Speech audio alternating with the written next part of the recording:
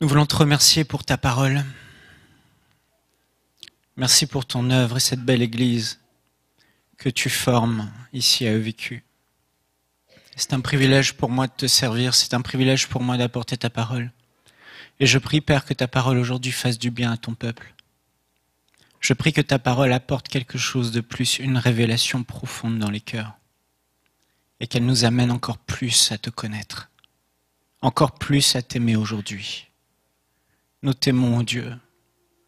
Tu as la première place dans nos vies. Sois glorifié ce matin. Amen. On peut ouvrir nos Bibles ensemble dans Jean au chapitre 16.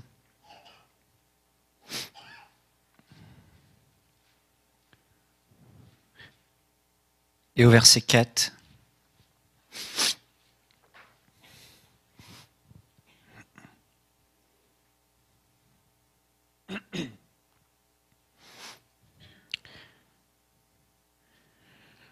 Je vous ai dit ces choses, c'est Jésus qui parle à ses disciples, afin que lorsque l'heure sera venue, vous souveniez que je vous les ai dites.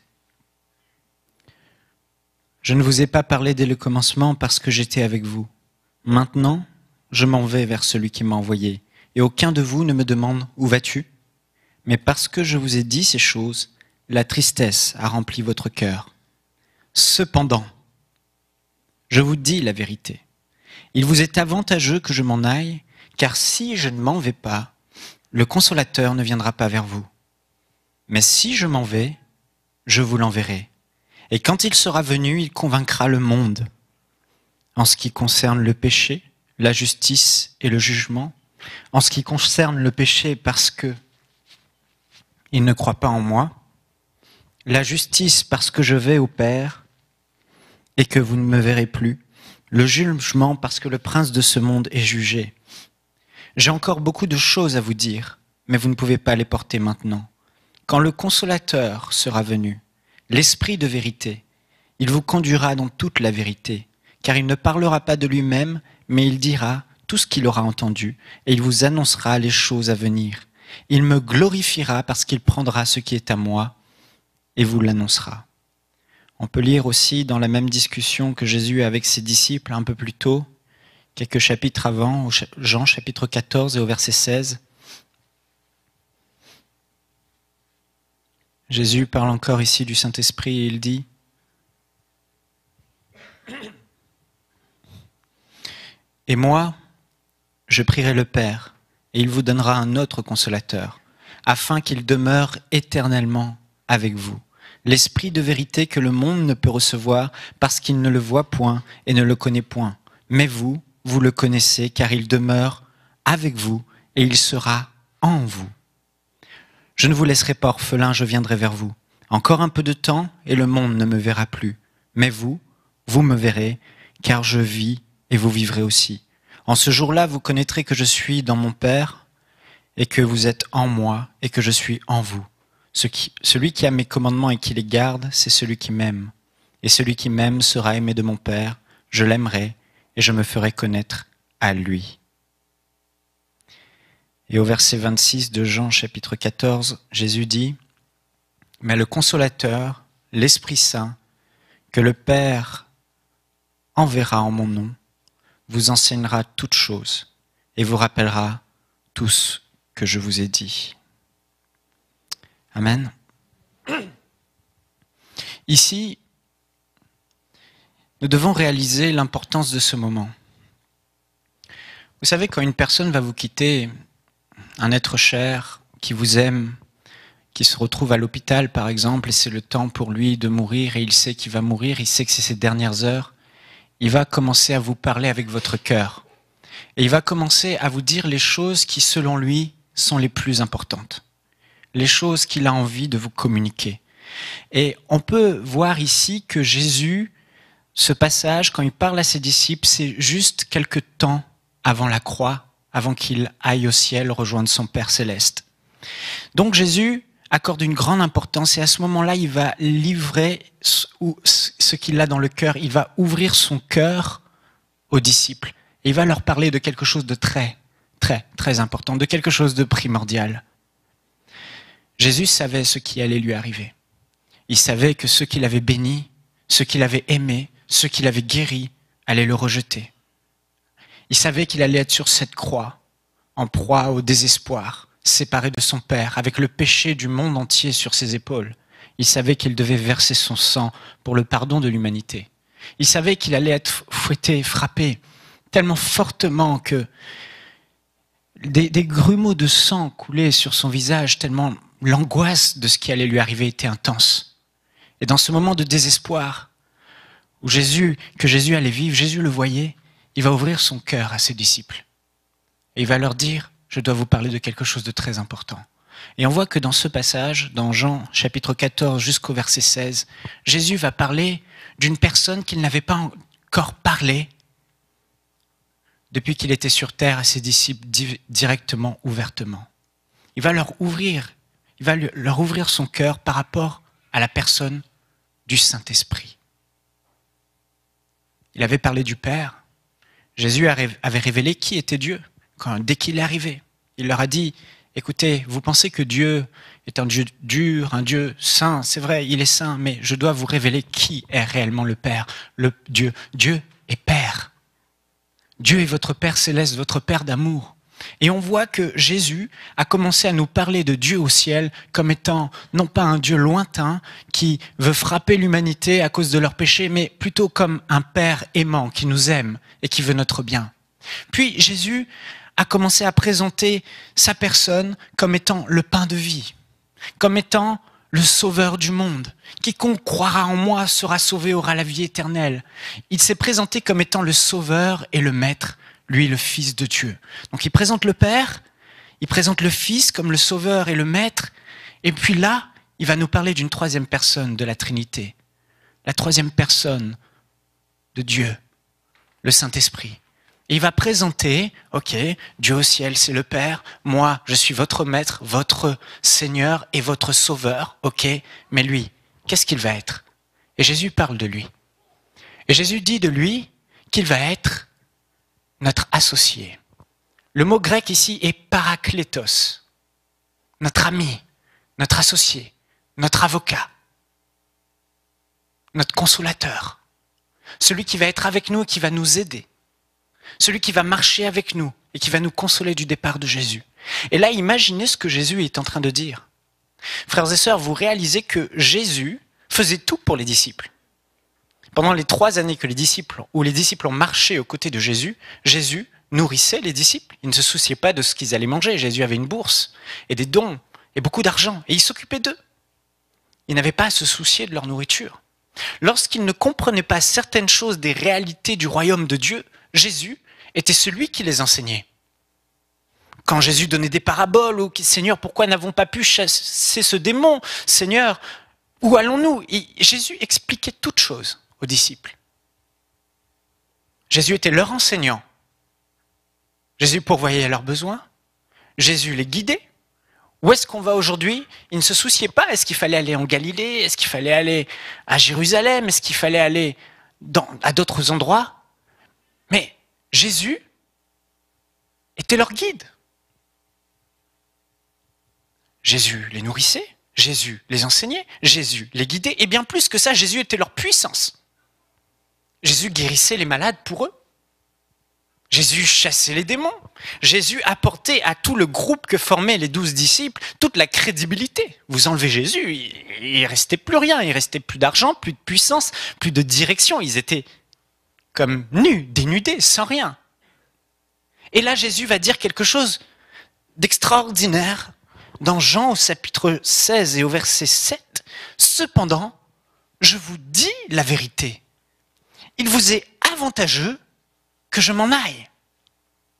Je peux imaginer, comme Jésus dit, parce que je vous ai dit cela, la tristesse a rempli leur cœur. Je peux imaginer la tristesse qui remplit leur cœur. Comment on va faire maintenant que Jésus part? Qu'est-ce qu'on va devenir maintenant que Jésus part? Il était tout pour nous. Il faisait tout pour nous. Mais maintenant, qu'est-ce qu'on va devenir? Et Jésus dit, il est préférable, il est avantageux. Le mot utilisé ici n'est pas dit, ce sera pareil pour vous, si je m'en vais, je vous envoie quelqu'un. Il dit, non, ce sera mieux pour vous. Autrement dit, je pars, mais ne vous inquiétez pas, je vous laisse quelqu'un, une autre personne, et je vous la présente, c'est le Saint-Esprit.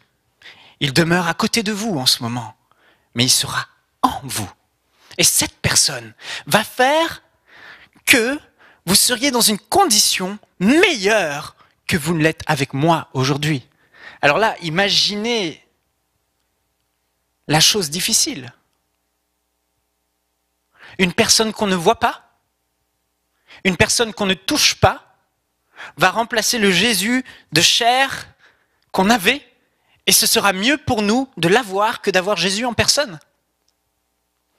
Si Jésus a dit qu'il sera avantageux pour nous d'avoir le Saint-Esprit plutôt que d'avoir Jésus en personne avec nous, il savait ce qu'il disait. Il savait que le Saint-Esprit comblerait absolument toute la perte que les disciples avaient lorsque Jésus les a quittés. Autrement dit, il s'occuperait de les enseigner. Il s'occuperait de les guider. Il s'occuperait de leur donner la puissance. Et pas simplement à un endroit, comme Jésus devait être à un endroit bien précis. Lorsque Jésus était à Galilée, il ne pouvait pas être à Jérusalem.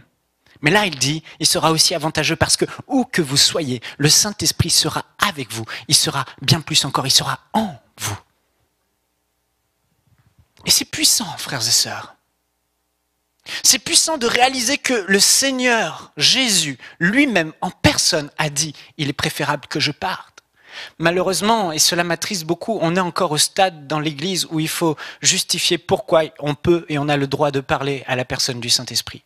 Dites-moi comment Jésus peut dire qu'il est avantageux que quelqu'un vienne remplacer Jésus si on n'a même pas le droit de communiquer avec lui. Ça n'a aucun sens, frères et sœurs. Comment Jésus peut dire vous pouvez parler contre le Père, vous pouvez parler contre le Fils, vous pouvez parler contre moi, mais vous ne pouvez pas parler contre le Saint-Esprit. Comment la Bible peut dire que c'est une personne qu'on peut attrister? Ça n'a aucun sens et je ne veux même pas prendre de temps ce matin pour justifier pourquoi on peut parler au Saint-Esprit. Vous pouvez aller sur enseigne-moi.com, j'ai fait un enseignement là-dessus, mais s'il vous plaît, ne soyons plus à cette base. Ne soyons plus à « est-ce que je peux parler ?» Jésus a dit, c'est clair, c'est net, je vous laisse quelqu'un qui fera mieux que moi avec vous. Et ça me suffit. Ça nous suffit. Le Saint-Esprit a toujours été une personne, malheureusement, qu'on a mis de côté, qu'on a tassé dans un coin et qu'on a attristé. Une personne tellement humble, tellement douce, tellement parfaite, que les gens ont dit, bon, il n'y a pas besoin de le considérer. Il est là, il glorifie Jésus. Il est là, il élève Jésus. Nous, il nous aide et point barre. Mais la réalité de la chose, c'est que, on verra ce matin que si nous n'entretenons pas une relation intime avec la personne du Saint-Esprit, nous ne pourrons pas vivre les bénéfices dont Jésus parle dans Jean chapitre 16. Et j'aimerais vous poser cette question ce matin, humblement. Quelle est votre relation avec celui que Jésus vous a laissé? Quelle est votre relation intime avec votre ami le plus précieux que Jésus vous a laissé? On peut voir ici, dans Jean, au chapitre 14 et au verset 17, il dit « Il demeure avec vous », dans le sens où il demeurait en Jésus, il était avec Jésus, mais le Saint-Esprit, maintenant, sera en vous. Beaucoup de personnes savent que Dieu, vous leur demandez où est Dieu, et sincèrement, le premier réflexe, c'est de penser que Dieu est loin au ciel,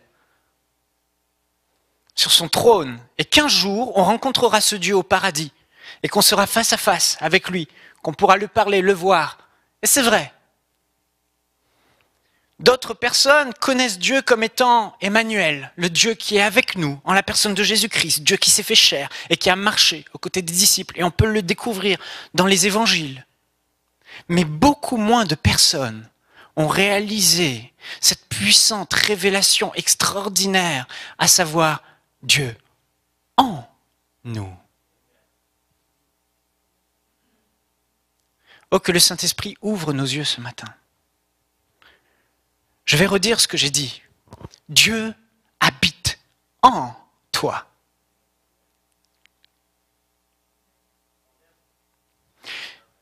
réalisez la grande différence. Quand on prie, on se met en mode prière.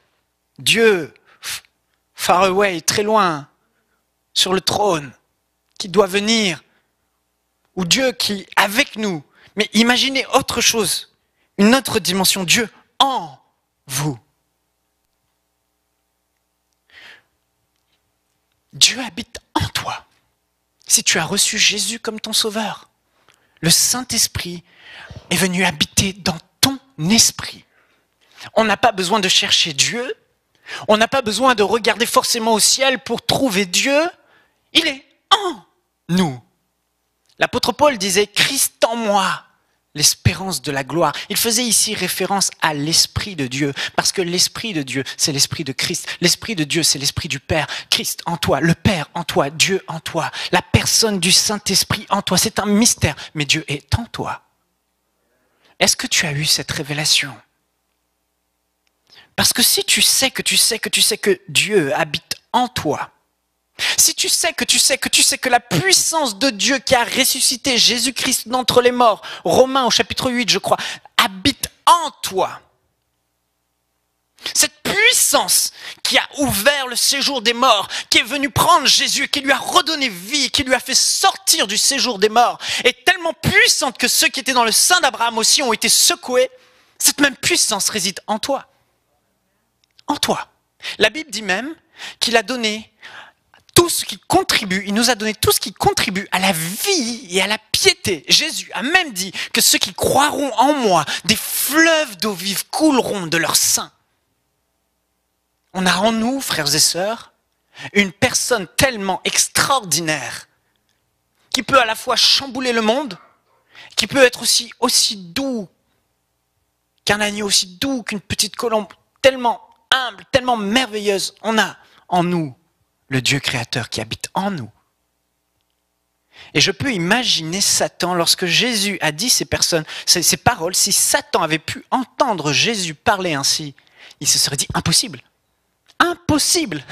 Dieu, et pourtant Satan connaissait la notion de l'obsession, l'oppression, la possession.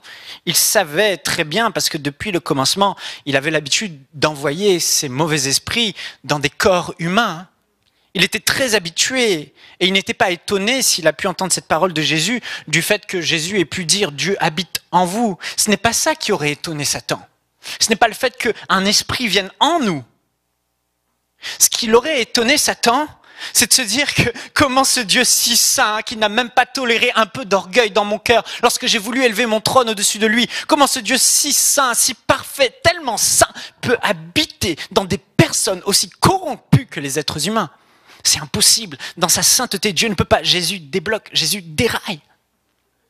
Comment ce Dieu très saint, qui ne tolère même pas que dans un temple, l'homme s'approche de lui plus d'une fois par année, il n'autorise qu'une seule fois qu'on rentre dans le lieu très saint du temple, sous l'ancienne alliance. Comment Jésus peut dire que Dieu va habiter en eux? Ce n'est pas possible. Mais il n'avait pas compris l'œuvre de la croix. Le sang des animaux ne pouvait pas effacer nos péchés. Mais Jésus, lui, savait qu'il allait payer le prix de sa vie, qu'il allait verser son sang sur cette croix pour nous ouvrir accès à la présence de Dieu au lieu très saint, 24 heures sur 24, 7 jours sur 7, qu'il allait nous purifier, qu'il allait recréer notre esprit. Et lorsque son sang aurait coulé sur notre vie, notre esprit aurait été recréé et tout de suite, le Saint-Esprit serait rentré et il aurait scellé notre esprit. À cause de son sacrifice parfait, il a rendu la chose possible. Mais Satan ne le savait pas. Frères et sœurs, que tu ne le ressentes ou que tu ne le ressentes pas, je peux te dire une chose, si tu as reçu Jésus comme ton sauveur personnel, si tu t'es repenti de tes péchés et que tu crois en lui et que tu es à la ferme assurance qu'il est ton sauveur et ton Seigneur et que tu l'as reçu comme ton sauveur personnel, je peux te dire une chose, l'Esprit de Dieu habite en toi, que tu le sentes ou pas. Que quand tu marches comme une personne déprimée, une personne souffrante, une personne malheureuse ou pas. Je te dis une chose, le Dieu du ciel habite en toi par la personne du Saint-Esprit. Ce n'est pas une histoire de ce qu'on ressent ou de ce qu'on ne ressent pas. Le Saint-Esprit est venu habiter en nous dans une dimension qui n'est pas une dimension des sens physiques. Le Saint-Esprit est venu habiter en nous dans une dimension qui est spirituelle. Et c'est en esprit qu'on peut ressentir le Saint-Esprit. Notre âme, le domaine des émotions, de la volonté, des sentiments, ne peut pas ressentir comme ça forcément le Saint-Esprit.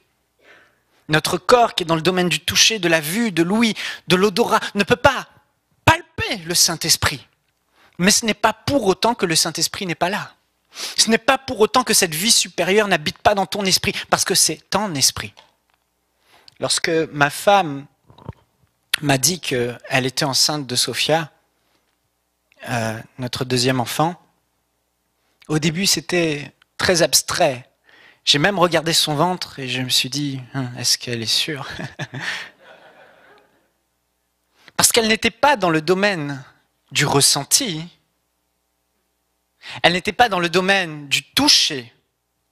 Elle a cru parce que des entreprises pharmaceutiques ont inventé un truc qui fait que si ça se colore d'une certaine couleur, tu sais que tu es enceinte.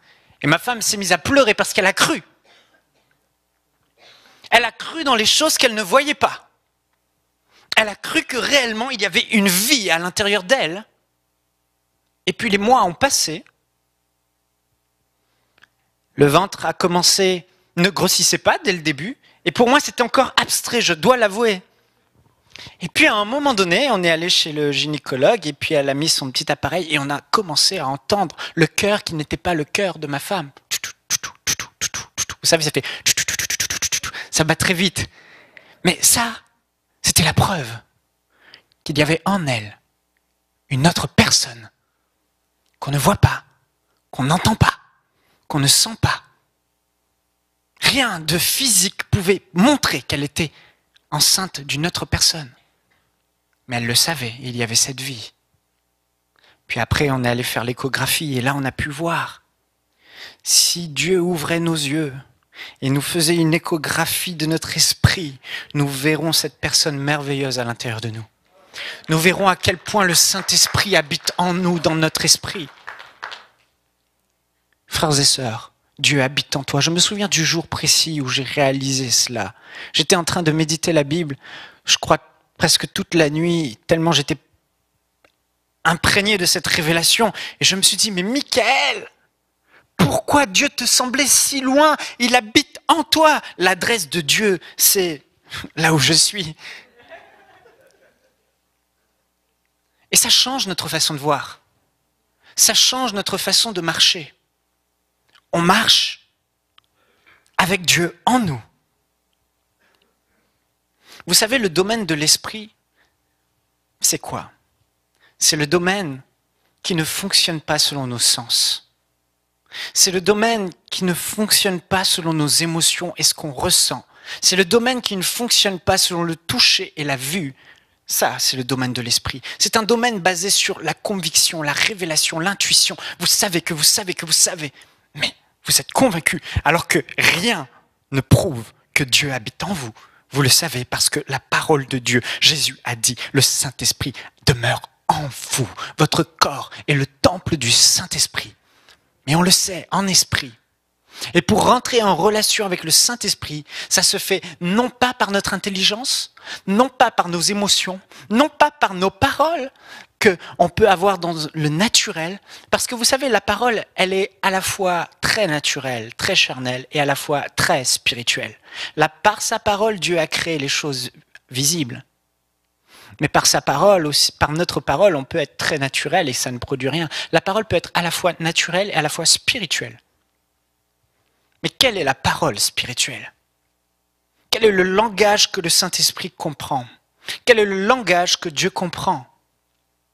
C'est le langage de la parole spirituelle. Et quel est ce langage? C'est la parole de la foi. La foi.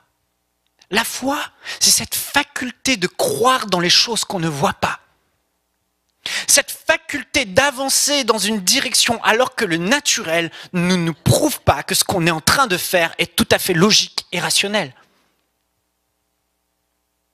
Rien ne montrait à mon épouse qu'elle avait un bébé, une vie, une personne à l'intérieur d'elle. Pourtant, elle était là. Et c'est par la foi qu'elle a cru que ce bébé était là. C'est de même par la foi que nous croyons que le Saint-Esprit habite en nous, frères et sœurs. Et c'est par la foi que nous croyons qu'il est le remplaçant idéal et parfait consolateur du départ de Jésus. Et c'est par la foi que nous croyons qu'il peut nous apporter même au-delà de ce que Jésus nous a apporté. Je vous ai dit, Satan a été bien surpris parce qu'il ne réalisait pas l'œuvre de la croix et la puissance du pardon du sang de Jésus. Mais Jésus a payé le prix une fois pour toutes pour que nous ayons accès au lieu très saint. Le voile a été déchiré. Vous savez, le lieu très saint, le temple, est une image de nous-mêmes. La Bible dit que notre corps est le temple du Saint-Esprit. Et l'Ancienne Alliance nous montre que Dieu, par le Saint-Esprit, résidait dans un autre type de temple, un bâtiment. Et ce temple peut être comparé à notre temple. Et ce temple avait 3 parties. Les parvis extérieurs, le lieu saint et le lieu très saint. Mais il était interdit d'aller dans le lieu très saint, sauf une fois par année par un sacrificateur. On peut le voir dans Lévitique. Et puis, lorsque Jésus a payé le prix à la croix, qu'est-ce qui s'est passé? Juste avant, il avait dit « Je détruirai ce temple. Je détruirai l'ancienne alliance. Je détruirai l'ancien fonctionnement où il faut aller dans un endroit pour rencontrer Dieu. Et qu'une seule personne a le droit d'y entrer par année. Je détruis ce temple et en 3 jours, je le rebâtis. » Il parlait de ce qu'il allait faire à la croix.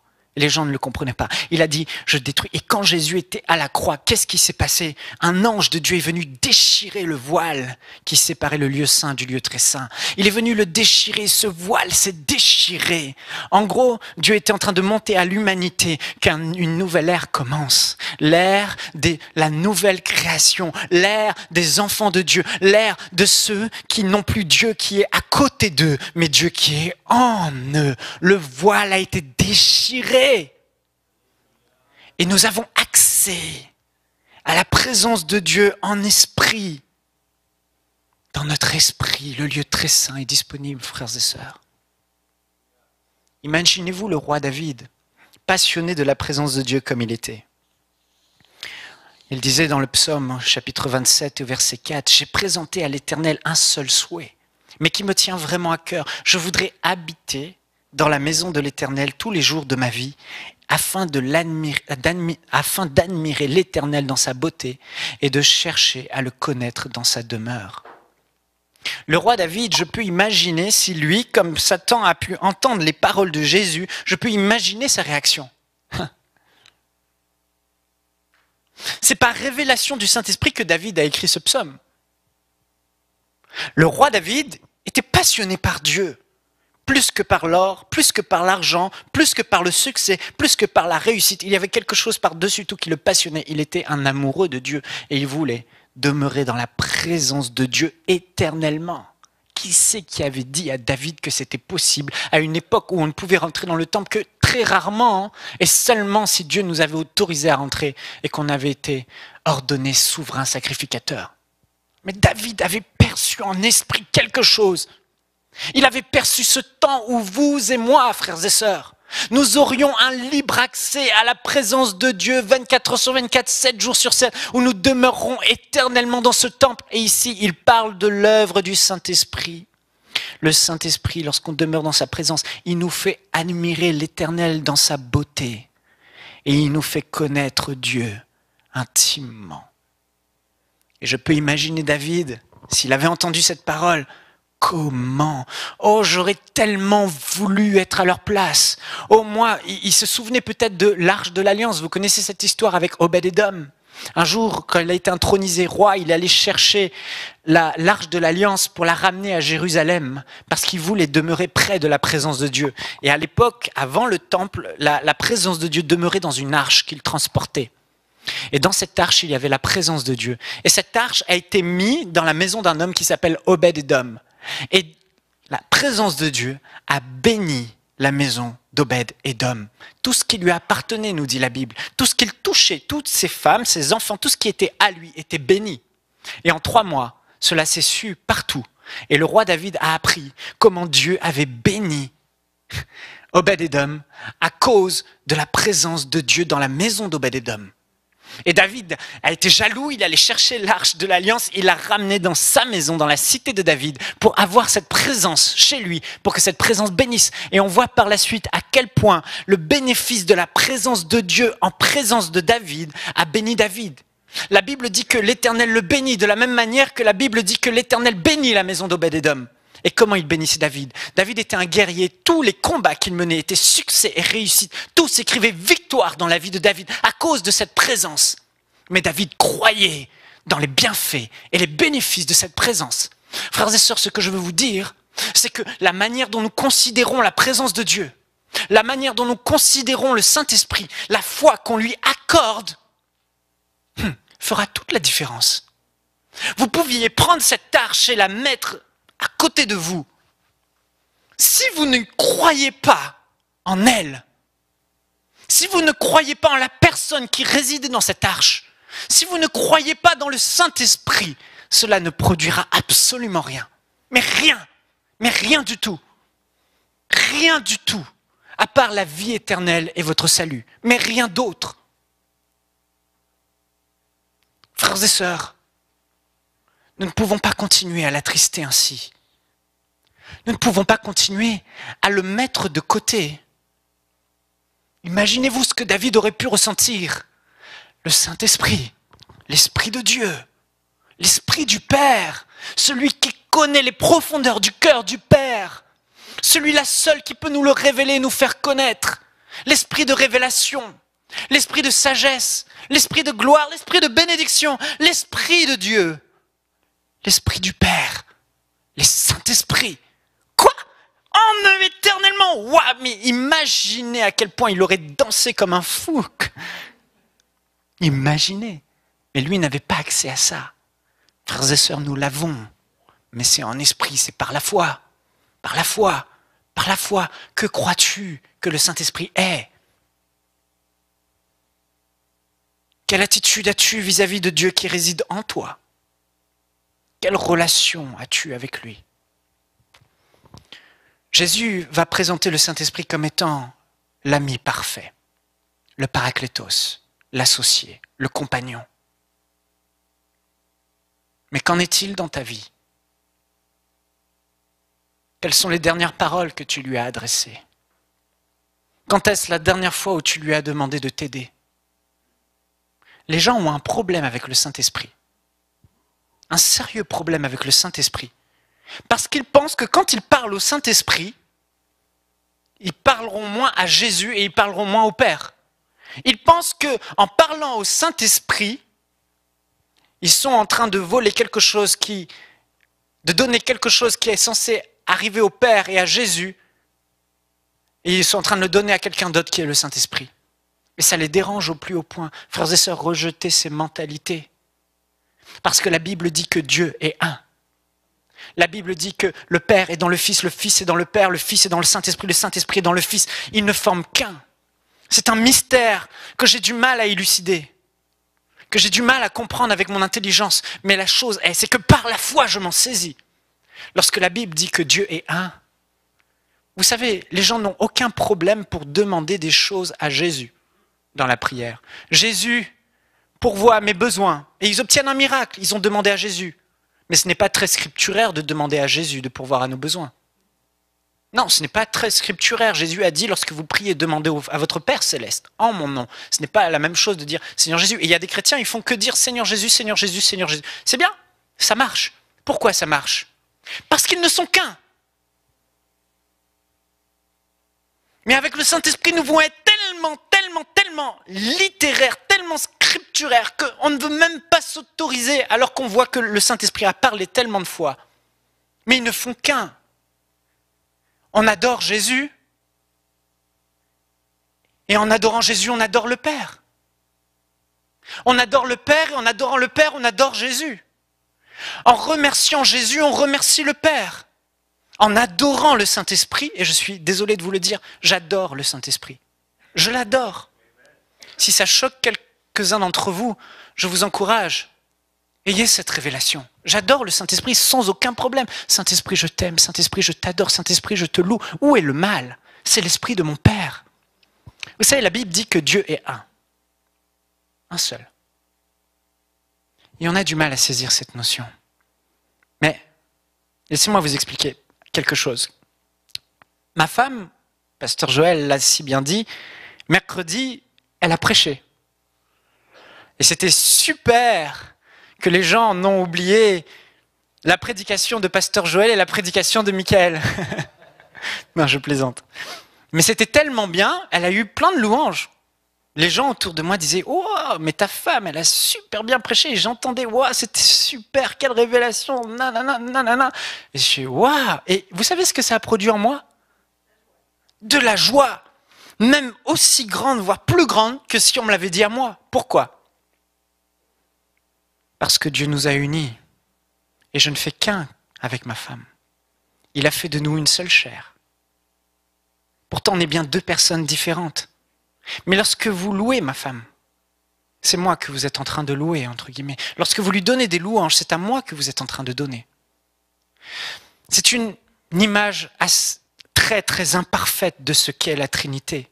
Parce qu'on est imparfait et on n'est pas parfaitement un, mais on tend à l'être. Et un couple qui est parfaitement uni, ils se réjouissent l'un pour l'autre. Ce qu'il y a à l'un et à l'autre. C'est pour ça que Jésus, quand on lit ce passage, ça semble être confus. Il semble dire que je serai en vous, mais le Père sera aussi en vous, mais le Saint-Esprit sera en vous. Mais en fait, ils ne font qu'un. Ne laissez plus le diable vous tourmenter chaque fois que vous parlez au Saint-Esprit par des pensées. Est-ce qu'il faut parler au Saint-Esprit? Parlez-lui. Il est l'Esprit de Dieu. Ils ne forment qu'un.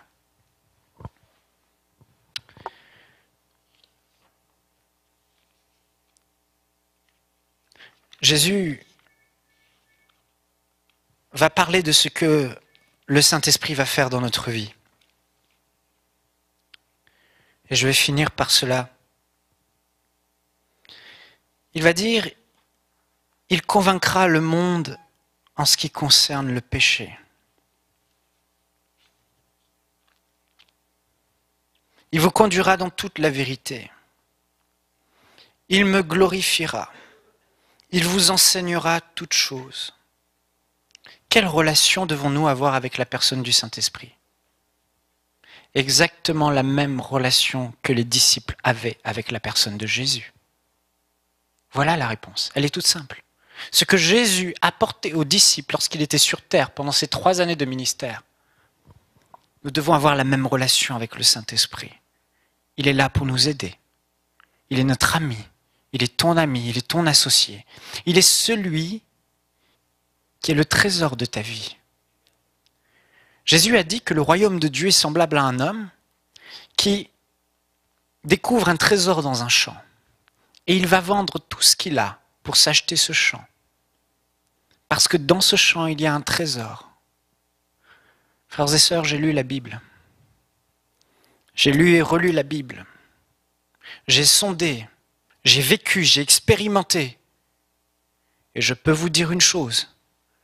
Le grand trésor que j'ai eu lorsque j'ai découvert ce champ, lorsque j'ai découvert l'évangile, la bonne nouvelle, c'est le Saint-Esprit.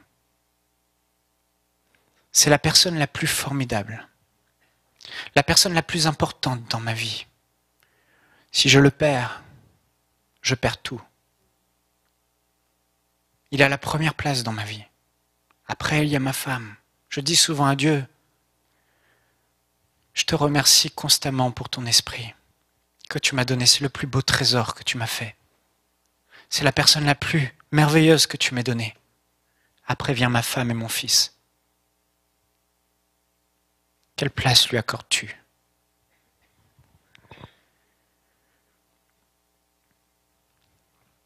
Le Saint-Esprit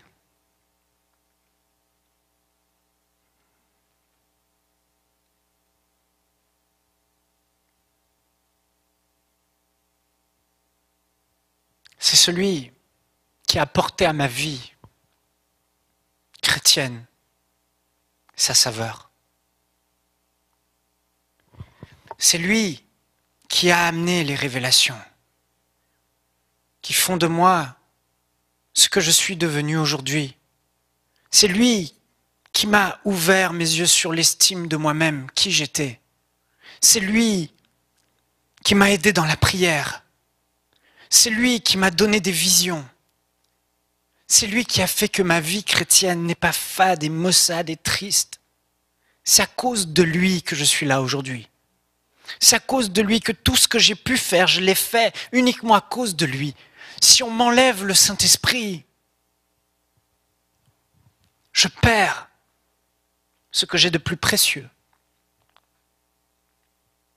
Est-ce qu'il est ton trésor? Est-ce qu'il est ton bien le plus précieux? La Bible dit que Dieu chérit l'esprit qu'il a mis en toi. Si le Père chérit son esprit, à combien plus forte raison nous devons le chérir et le considérer? Oh, que Dieu nous ouvre les yeux sur ce qu'il est. Lorsque j'ai découvert la personne du Saint-Esprit pour la première fois, j'étais né de nouveau depuis un moment déjà. Et franchement, je dois vous dire la vérité. Je n'arrivais pas à porter de fruits. La Bible dit que c'est lui qui convainc le monde de péché.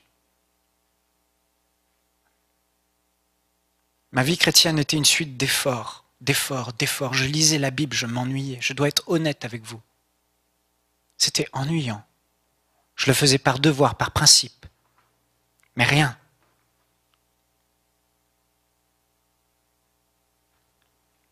Parfois, quelques petites révélations. Mais c'était peu, très peu. Et puis, j'ai entendu un jeune homme parler du Saint-Esprit, comme Catherine Kuhlman pouvait parler de lui. Là, il pointait son doigt et il disait « c'est mon ami ».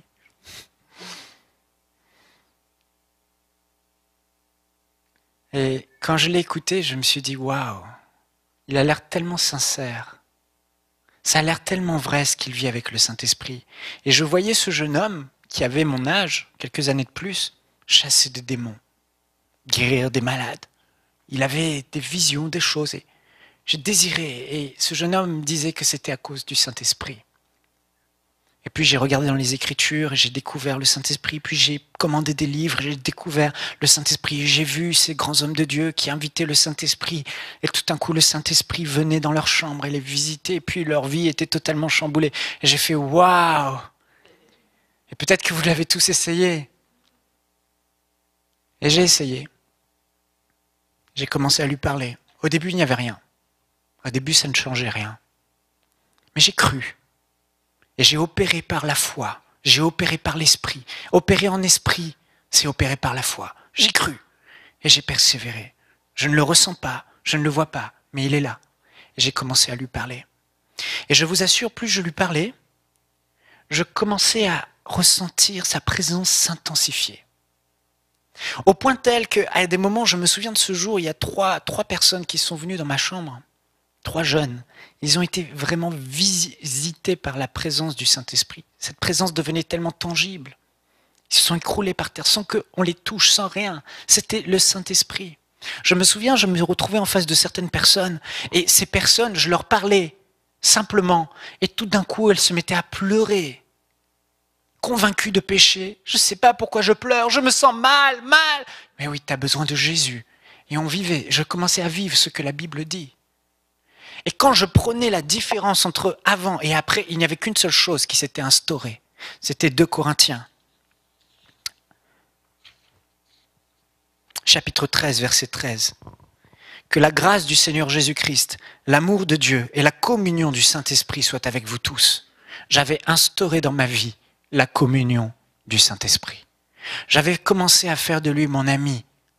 Et plus je lui parlais, plus sa présence commençait au fur et à mesure des semaines à devenir tellement intense sur moi. Quand j'étais à l'école, j'écoutais le prof et je ne l'entendais plus. C'était tellement insoutenable que j'allais aux toilettes plusieurs fois dans la journée juste pour lui parler et lui dire à quel point je l'aime et à quel point j'ai besoin de lui. Mais ça devenait intense, tellement fort. Et puis, dans cette même période, je suis allé en voyage et j'ai commencé à expérimenter des visions que je n'avais pas avant, à cause de ma relation avec le Saint-Esprit. C'est lui qui nous donne toutes ces choses. C'est lui qui fait que notre vie chrétienne très ordinaire devient une vie chrétienne extraordinaire. C'est lui qui fait que notre vie se ressemble de plus en plus à celle de Jésus. C'est le Saint-Esprit, c'est une personne. Et il habite en toi. Alors je lui parlais du matin au soir. Parfois, j'allais même pas à l'école pour lui parler. Ne faites pas ça, les jeunes. Mais j'étais passionné. Et je me souviens, j'ai eu mes premières révélations extraordinaires de la Bible. Avant, j'entendais des messages, c'était bien, elles venaient par compte-gouttes. Mais quand j'ai commencé à chérir ma relation avec le Saint-Esprit et à faire de lui mon ami intime, les révélations fusaient. Je me souviens, j'ai passé 3 nuits blanches à ne pas dormir, tellement j'étais incapable de décrocher mes yeux de la Bible. C'est pas normal. C'est pas naturel. C'était lui. J'ouvrais la Bible et je lui disais, Saint-Esprit, aide-moi. Et je me souviens, la première révélation qu'il m'a donnée, c'était la révélation de Jésus-Christ, de la Genèse à l'Apocalypse. En l'espace de 2 heures, il a ouvert mes yeux sur des choses que je n'avais jamais entendues. Ce n'est pas normal, c'est impossible. Mais la Bible dit que l'onction que vous avez reçue, le Saint-Esprit qui demeure en vous, vous enseignera toutes choses, à condition que vous soyez connectés en relation avec lui. Plus vous lui parlez, plus vous l'aimez, plus il se révèle à vous. Et j'étais là, et je me souviens, je lisais la Bible, et tout d'un coup, je tombais sur un verset dans l'Ancien Testament, la vie de la chair est dans le sang. Tout d'un coup, je me mets à pleurer en lisant ce verset. Parce que tout d'un coup, je réalise que le sang a une portée spirituelle. Et après, je tombe tout de suite sur un autre verset qui dit qu'il n'y a pas de pardon de péché à moins qu'il y ait effusion de sang. Et tout d'un coup, alors que personne ne m'avait enseigné, je voyais sous l'ancienne alliance comment le sang des animaux était imparfait. J'étais jeune converti, je ne connaissais rien, j'étais dans des églises très traditionnelles. Et puis après, je continuais toute la nuit. Et là, le Saint-Esprit m'ouvrait les yeux, je pleurais. Je voyais le sang parfait de l'agneau de Dieu, Jésus-Christ, qui a remplacé le sang de ces animaux imparfaits, qui m'a parfaitement pardonné. Et je réalisais à quel point Dieu a pris un énorme risque en envoyant Jésus. Parce que si lui commettait un seul péché, comme Adam a commis un péché, il n'aurait pas pu être un sacrifice parfait. Et je pleurais. Et ces choses sont restées enracinées en moi et ont posé des fondements solides à ma foi. Pas parce qu'un homme me l'a dit. Dieu merci pour les enseignants qui nous aident. Mais là où je veux en venir, c'est que si nous faisions du Saint-Esprit ce qu'il doit être dans notre vie, que nous lui accordions la place qu'on devrait lui accorder, nous n'aurions dans un monde parfait pas besoin d'enseignants. Et malheureusement, nous ne sommes pas dans un monde parfait et nous n'avons pas une relation parfaite. Et pourquoi Dieu a établi des enseignants, des pasteurs, pour nous aider à avoir nos révélations. Mais il est là, Jésus a dit, pour nous enseigner toutes choses. Quelle est la dernière fois où tu as lu ta Bible et tu ne t'es pas ennuyé? Vraiment, où tu as eu des révélations, tu as eu l'impression d'apprendre des choses qui t'ont fait pleurer, tellement elles t'ont ému, elles t'ont touché profondément à l'intérieur de toi. On peut vivre ces choses, frères et sœurs, mais notre intimité avec le Saint-Esprit doit grandir. Pourquoi?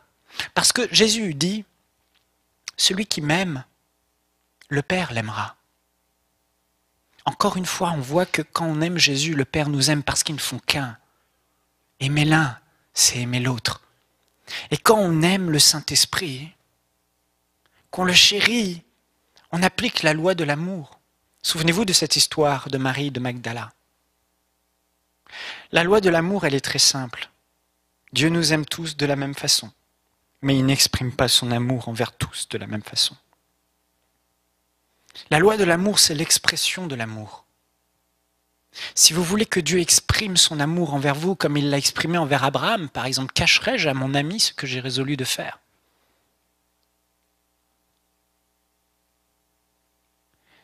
Il faut aimer.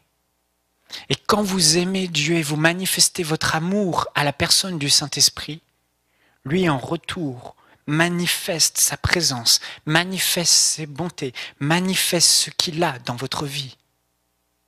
Et plus vous lui parlez, plus vous l'aimez, plus vous le considérez, plus tout d'un coup, lui, en retour, il vous redonne, il vous redonne, et il vous redonne. C'est la loi de l'amour. Marie de Magdala, pourquoi Jésus, au moment le plus important de l'humanité, est apparu à Marie de Magdala? Pourquoi? Ancienne prostituée, n'avait aucune connaissance biblique, aucune vie de piété avant. Aucun mérite, rien. C'est la loi de l'amour. Elle cherchait son rabouni parce que son corps avait disparu. Mon maître bien-aimé, où est mon maître? Alors que les autres étaient tranquilles. Elle était passionnée par Jésus.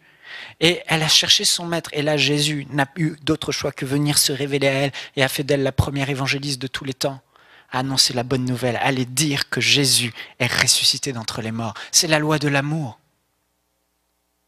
Frères et sœurs, nous devons aimer la personne du Saint-Esprit.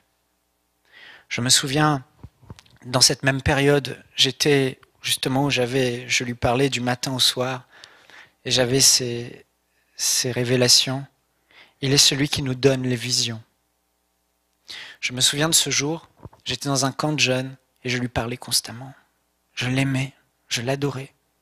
Et vous savez, quand vous commencez à adorer le Saint-Esprit, ce qui est curieux, c'est qu'il vous pousse à rendre Jésus réel.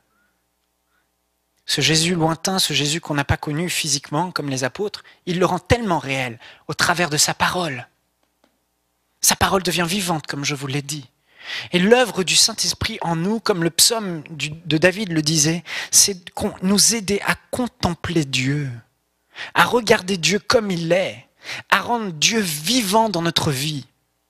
Et j'étais là, et il m'a donné cette vision dans un camp de jeunes, on était en train de chanter, et tout d'un coup, je ferme les yeux et je vois une vision. C'est pas genre je m'imagine comme l'enseigne de Tim Hortons, là, je ferme les yeux, je m'imagine en train de manger, ou je m'imagine sur... Non, je voyais comme un film, comme un film, vraiment, net, blanc, noir sur blanc, clair. Et là, qu'est-ce que je vois? J'ai une vision totalement spirituelle, totalement surnaturelle. Et je sais d'où elle vient, de cette relation avec lui.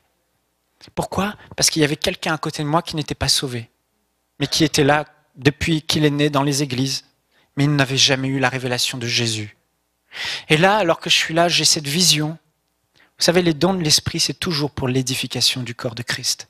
Mais c'est le Saint-Esprit qui donne les dons à qui il veut. Et en même temps, la Bible dit aspirer aux dons les meilleurs. Donc, il y a un lien entre le fait d'aspirer, de désirer ce que le Saint-Esprit peut nous donner et le fait qu'il nous le donne.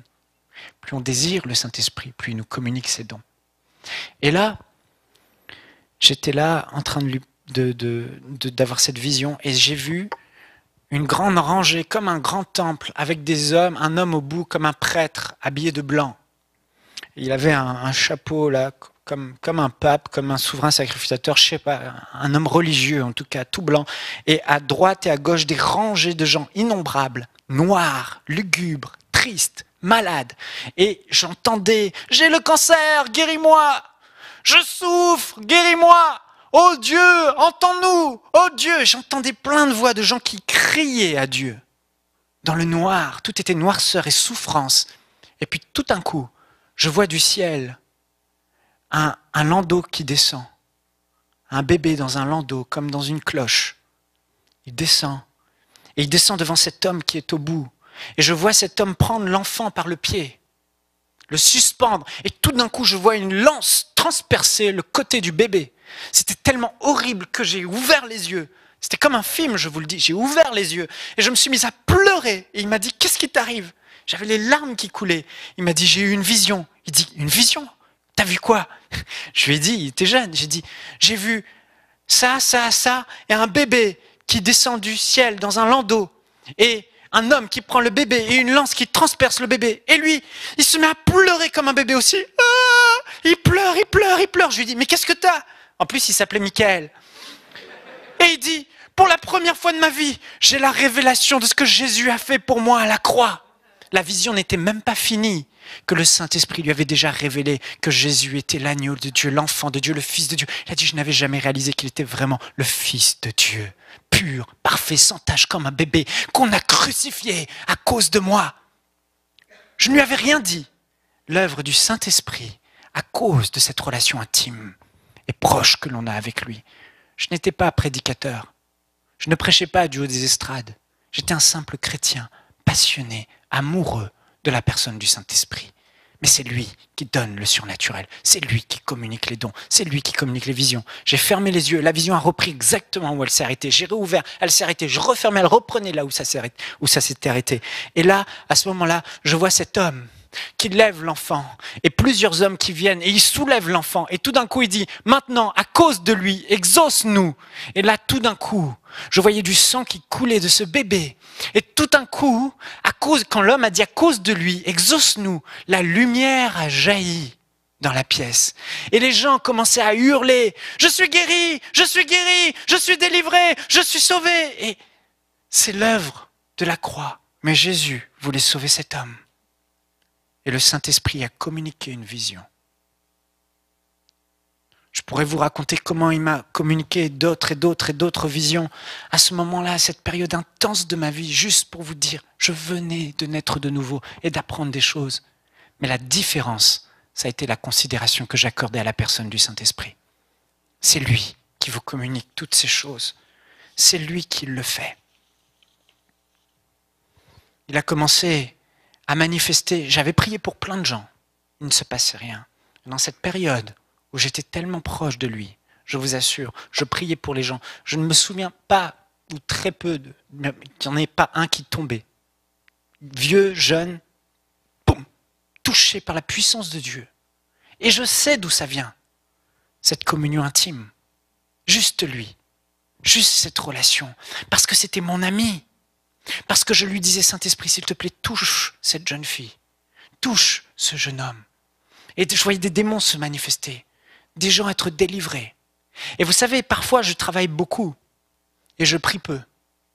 Mais je sais au fond de moi que suffit que je m'enferme dans un endroit et que je chérisse le Saint-Esprit pendant un bon moment, que je lui redonne toute la première place, parce qu'il y a des hauts et des bas dans la vie. Et je n'ai pas toujours cette relation tellement intense avec lui, à cause de la vie qui est parfois difficile, du travail, surtout du travail dans mon cas. Mais juste pour vous dire que je sais que tous les bienfaits que Dieu nous donne sont étroitement liés avec la relation qu'on a avec le Saint-Esprit. Et j'aimerais vous encourager à cela. Les révélations, la puissance et sa présence. Et pour finir, j'aimerais juste vous parler de sa présence. Peut-être qu'aujourd'hui dans ta vie, c'est difficile. Tu ne ressens pas la présence de Dieu. Il faut vraiment que tu réalises une chose. C'est que Dieu habite en toi, dans ton esprit.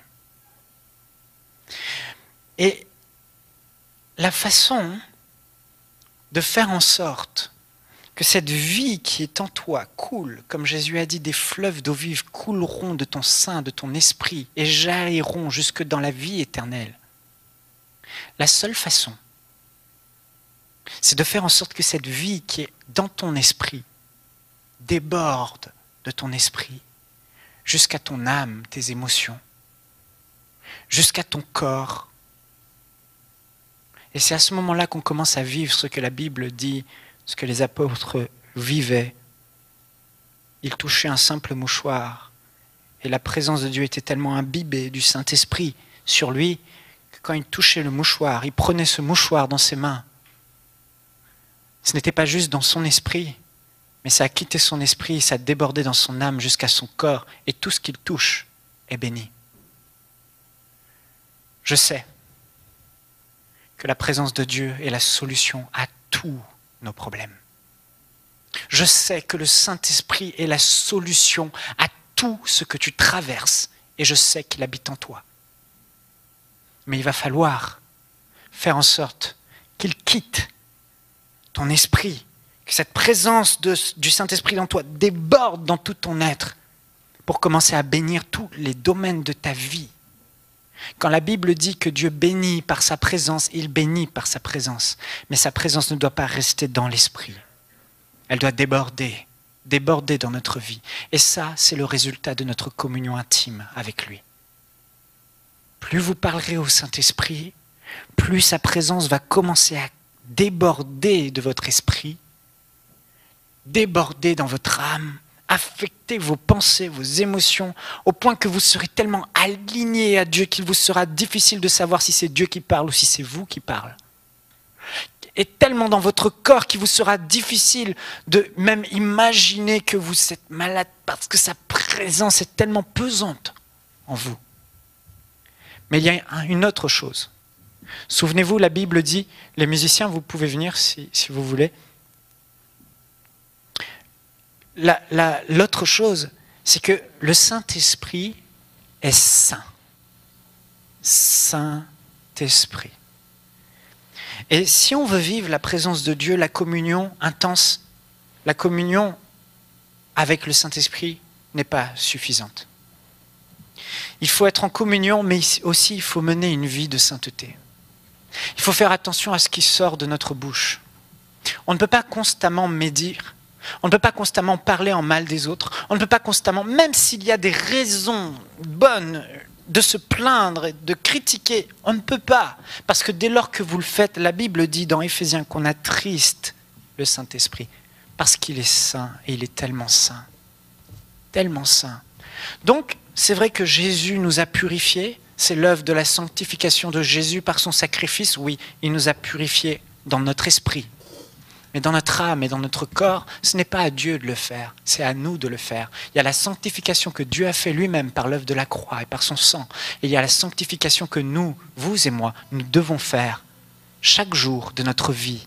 Faire attention à ce que nous disons, faire attention à la manière dont nous marchons, faire attention à ce que nos yeux regardent, à ce que nos mains touchent, et ne plus pécher.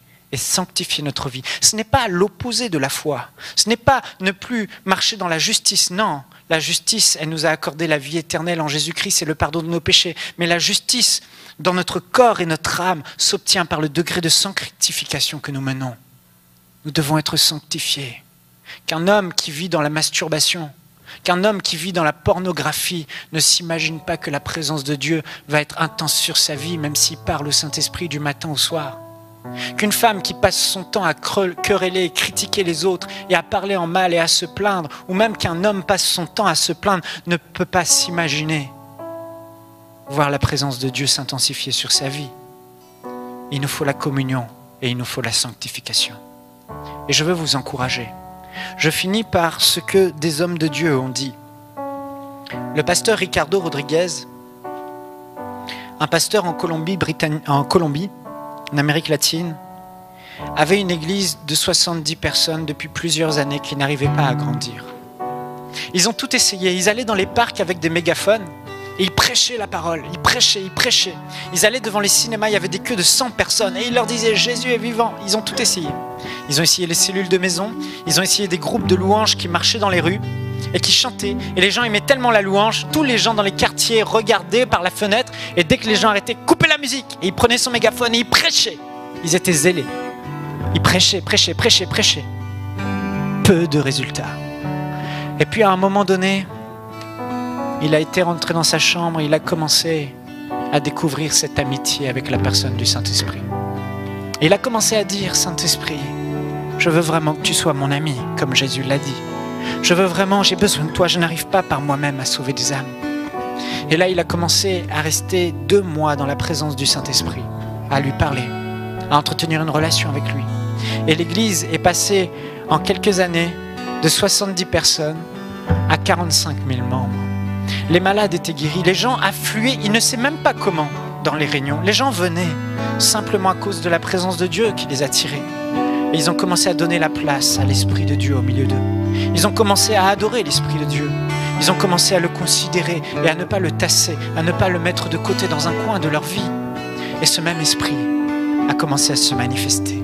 Et quand il commence à se manifester dans le domaine autre que l'Esprit, qui commence à se manifester dans notre âme, dans notre corps et autour de nous, il commence à se passer des choses extraordinaires, frères et sœurs.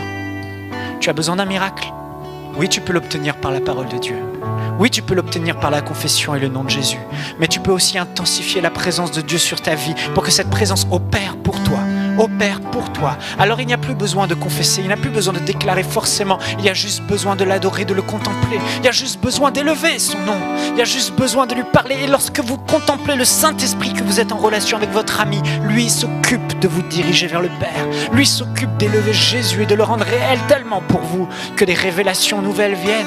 Que les choses se passent dans votre vie. Ce n'est plus l'œuvre votre œuvre, mais c'est son œuvre. Vous, ce que vous avez à faire, c'est de l'aimer et de persévérer dans cette relation, de le considérer.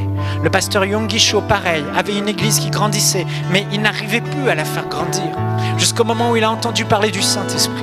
Et là, il a commencé à lui parler, à déclarer, à développer une relation importante, intense avec le Saint-Esprit. Il dit à ce sujet: chaque matin lorsque je m'éveille, je salue le Saint-Esprit et je l'invite à m'accompagner toute la journée et à diriger toutes les affaires qui doivent être traitées, et il le fait. Je dis: bonjour Saint-Esprit, travaillons ensemble aujourd'hui, je vais être ton canal. Et chaque soir avant de m'endormir, je lui dis: j'ai passé une excellente journée à travailler avec toi, Saint-Esprit. Et quand il le fait, il a commencé à le faire, son église a commencé à grandir, des âmes transformées, des vies transformées. Souvenez-vous de ce que disait le pasteur Joël. Il était débordé par les invitations des uns des autres dans l'église. Et ça lui prenait tout son temps. Et il a réalisé qu'il passait à côté de l'essentiel. Et alors qu'il visitait plus les gens qu'il ne priait, il a commencé à inverser la tendance à prier plus et à moins visiter les gens. Et ce qui s'est passé, c'est que la présence de Dieu opérait pour lui tout seul. Il disait qu'il passait 5 heures par jour à prier, à chercher la face de Dieu. Et que Dieu réglait les problèmes dans la vie des uns des autres que lui-même ne pouvait pas faire. La Bible dit: en vain vous levez tôt le matin et vous vous couchez tard le soir et vous mangez le pain de la souffrance. Il en donne autant à ses bien-aimés pendant qu'il dort. C'est ce que fait le Saint-Esprit, frères et sœurs. Il opère en votre faveur. Il est votre ami. Il est celui que Jésus nous a laissé. On peut regarder dans les actes et voir Jésus. Il se dit: Jésus s'est assis à la droite du Père. Il est au ciel, Jésus. Il est au ciel. Mais il vous a laissé le Saint-Esprit à vous, en vous. Comment marches-tu? Fais de celui qui vit en toi ton meilleur ami. Fais de celui qui habite en toi ton plus grand trésor. Chéris-le, aime-le, aime-le. Donne-lui la place. Demande-lui de t'aider et de diriger ta vie. On peut se mettre debout si vous voulez.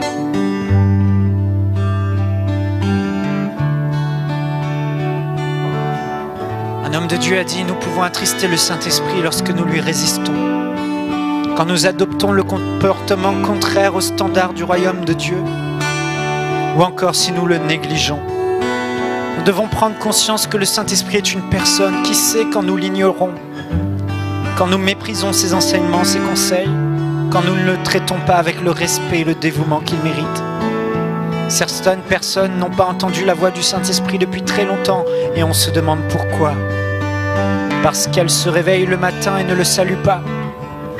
Elles courent dans leur journée, ne l'interrogent pas pour prendre les décisions. Pour leurs finances, pour leurs affaires, pour aller en cours. Alors le Saint-Esprit demeure muet. Même le pasteur David Wilkerson, qui a rejoint le Seigneur aujourd'hui et qui était le pasteur de référence dans les assemblées de Dieu, lui-même, à la fin de sa vie, commençait à ne prêcher que sur le Saint-Esprit. Lui-même a déclaré: j'ai vécu ma vie en ignorant le Saint-Esprit. Quelle erreur! Et il a commencé à redonner au Saint-Esprit la place qu'il lui méritait. Il a commencé à lui parler. Frères et sœurs, j'aimerais qu'on puisse fermer nos yeux maintenant.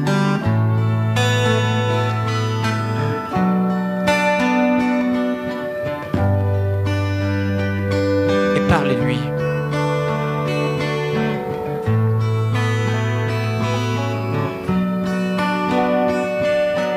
Invitez-le.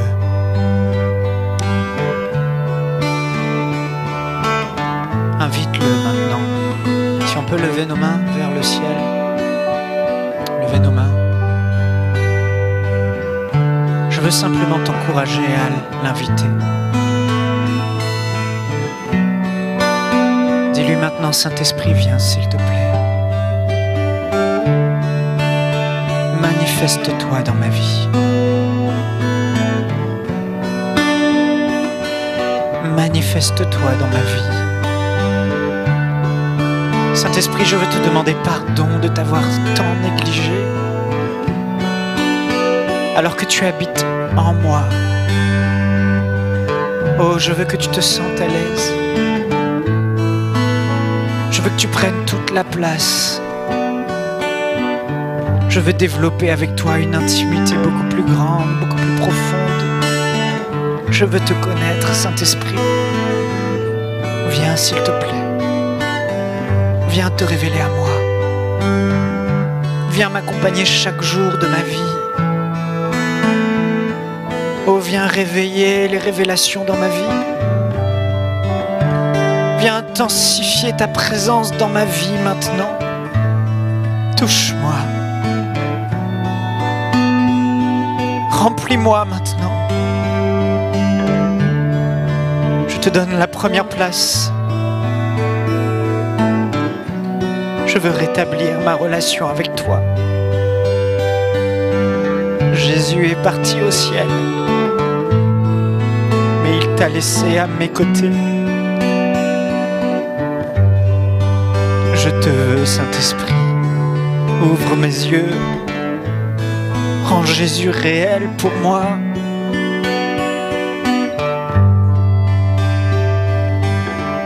Viens maintenant. Viens maintenant. Viens maintenant.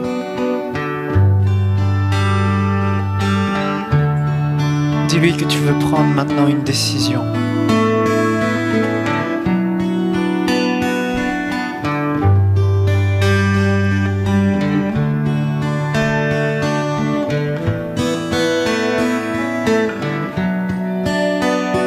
Saint-Esprit, je prie pour ton peuple. Je prie pour nous. Mon cher ami, sans toi, nous ne pouvons absolument rien faire et nous avons besoin de toi. Oh, je te demande de nous aider. Je te demande de nous encourager. Je te demande de te révéler encore pleinement à chacun d'entre nous. Je prie pour mes frères et sœurs et je te demande, Saint-Esprit, qu'ils puissent vivre des expériences fortes avec toi. Je te demande d'amener le surnaturel dans leur vie alors qu'ils commencent cette relation avec toi. Je prie que tu les touches.